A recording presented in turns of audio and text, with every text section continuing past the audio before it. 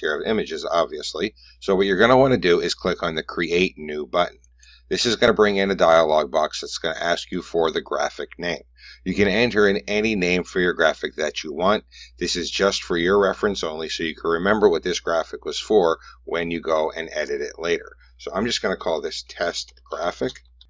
Go ahead and click on the Create New button, and it's going to list my images in alphabetical order. So you can see it's right here now. And in order to start building my graphic, I'm going to go ahead and click on the Edit button.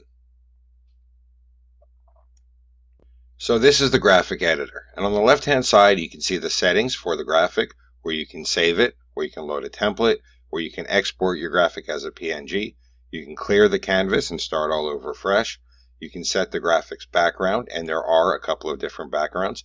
You can use one of our stock backgrounds or upload your own custom background if you like. You can clear the background, and you can set the canvas width and height. And in order to set the canvas width and height, you can use this slider here, or you can simply type in the specific height that you want.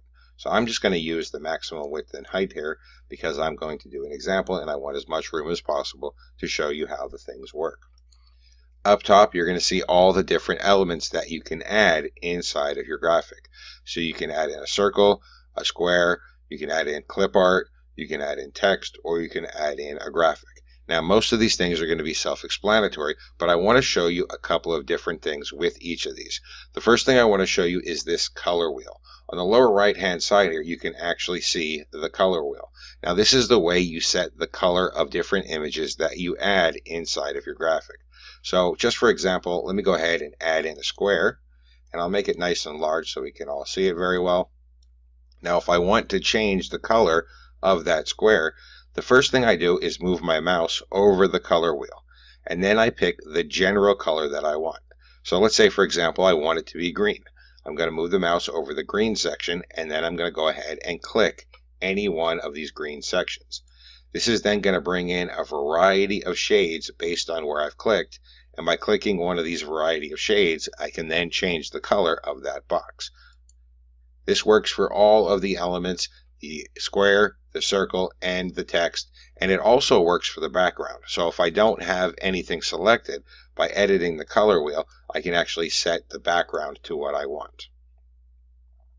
Alrighty, let me go ahead and clear this off. We can start over fresh again.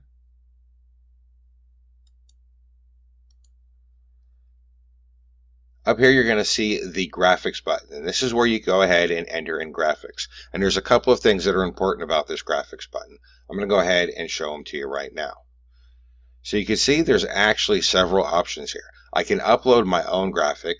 I can go ahead and view graphics that I've already uploaded. And there's a button here called Public Uploads. And this may need some explanation, so I'm going to go ahead and explain it now.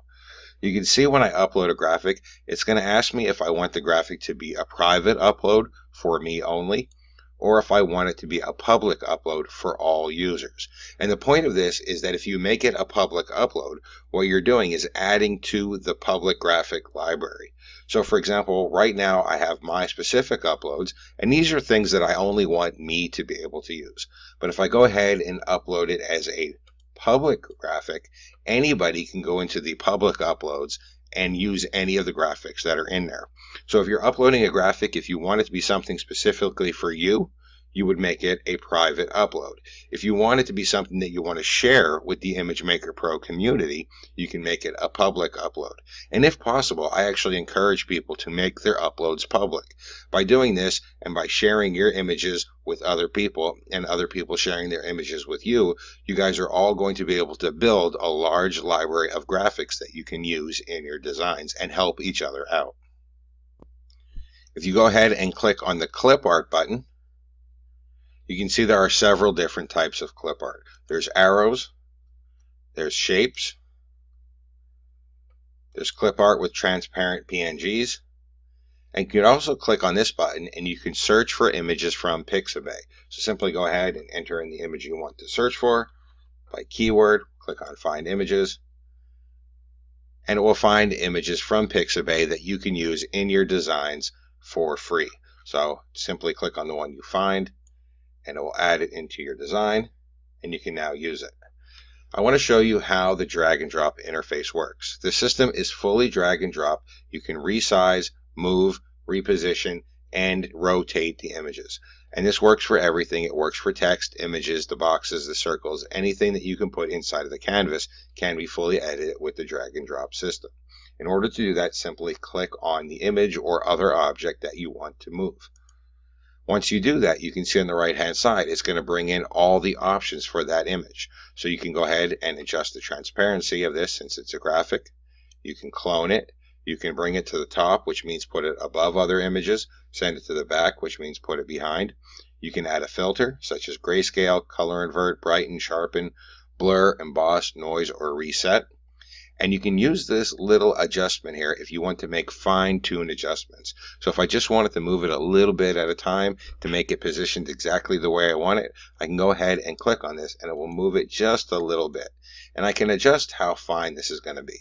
So if I move it all the way up, it's going to move it slightly more. If I move it all the way down, it's going to be a very fine adjustment. Now, if I don't want to make fine adjustments, if I want to make large adjustments, I can simply use the drag and drop interface. I can move it around anywhere I want. I can use any of these drag handles to simply make it larger or smaller. All you have to do is put your mouse over one of these little boxes here, and you can adjust its size. And similarly, I can use this drag handle to rotate the image if I like. If I want to make the image a mirror image, I can use the drag handle to simply flip it over and make it a mirror image. So you have full control of all of the elements that you put inside of your graphic. You can adjust them, rotate them, you can adjust their transparency, and you can apply filters to them if you like. And again, this will work with all of the widgets that you can add in here. The text, the clip art, the square, and the circle, and all the graphics that you upload or that you use from the public library.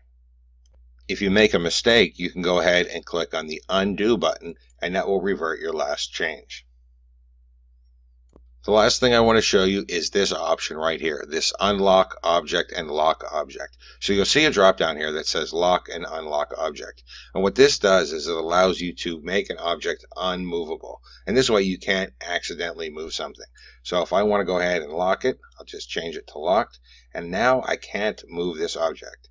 This way, if I put something the way I want it, I fine-tune it, I get it exactly the way I like it, I want to make sure that I don't accidentally grab it and move it later. And by locking the object, I'm going to be able to do that. If I want to go ahead and move it again, I simply unlock the object, and it is now editable and movable. Once you get your graphic completely made, simply go over to the settings section here, click on Export as a PNG, and it will open the image in another browser tab. Put your mouse over the image, right-click, and select Save Image As, and you can then save the image to your computer for later use. And that's the basic usage of the ImageMaker Pro software. If you have any questions, please feel free to ask. I'm always glad to be of assistance when I can. Thank you, and enjoy.